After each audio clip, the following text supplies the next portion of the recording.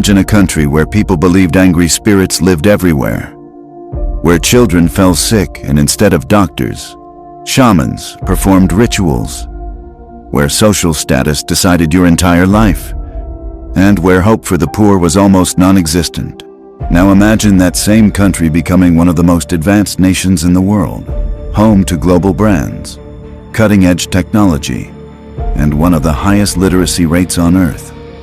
This is the story of South Korea, and how Christianity played a major role in transforming it. Before Christianity arrived, Korean society was deeply shaped by three main belief systems: shamanism, Confucianism, and Buddhism. Among these, shamanism was the most dominant in everyday life.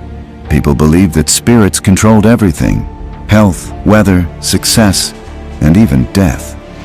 If someone got sick, they didn't go to a hospital, because hospitals didn't really exist.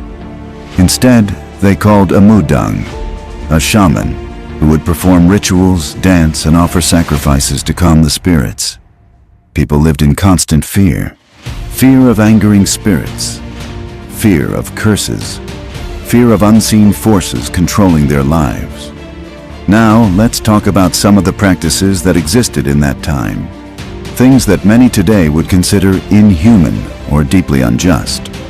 In traditional Korean society, heavily influenced by Confucian hierarchy, people were divided into strict social classes.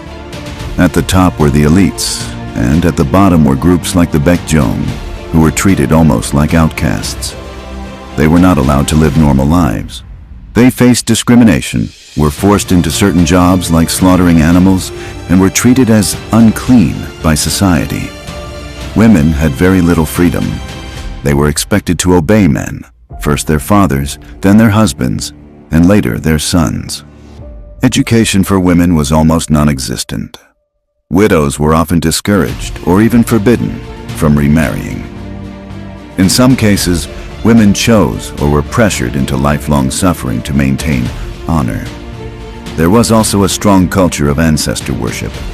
While honoring ancestors may seem respectful, it sometimes became a system of fear and obligation, where people believed their ancestors could punish them if rituals were not properly performed.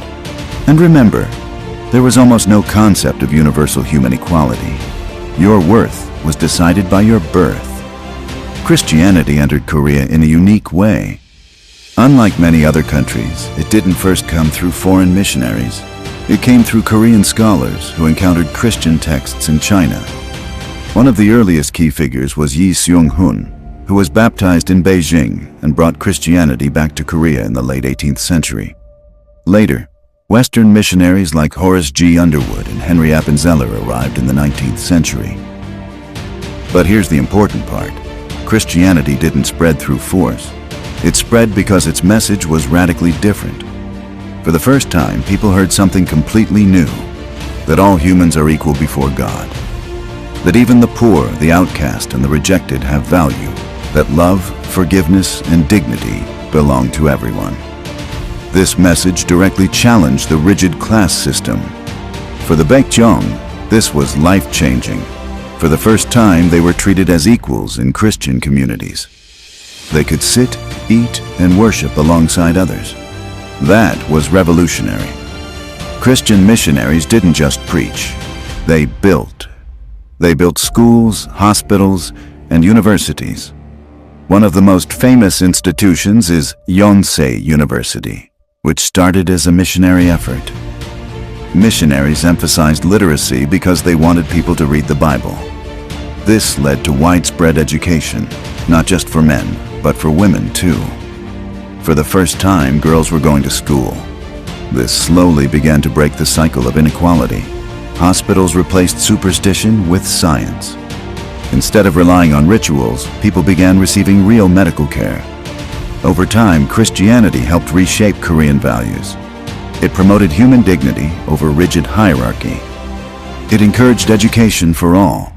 It uplifted women's status. It reduced fear-based spiritual practices.